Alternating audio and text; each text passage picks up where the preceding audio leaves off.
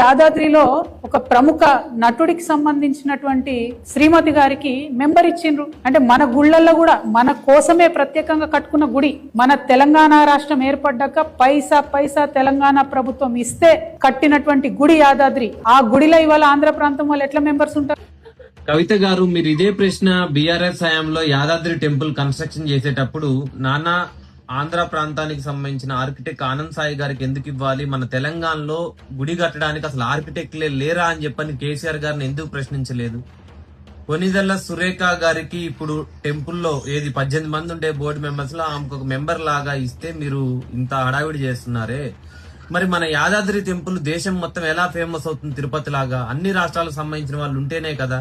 మీరు అక్కడ ఏమంటున్నారు, తిరుపతిలో అంటే ఎప్పటి నుంచో ఉంది కాబట్టి ఇక్కడ ఉంటున్నారు, ప్రతి రూపాయి కూడా ఇక్కడ తెలంగాణ ప్రజల సొమ్ముతో ఈ గుడిని కట్టారంటున్నారు. మరి తెలంగాణ సొమ్ముతో కట్టినప్పుడు తెలంగాణ ఆర్కిటెక్ట్ ని ఎందుకు పెట్టలేరు?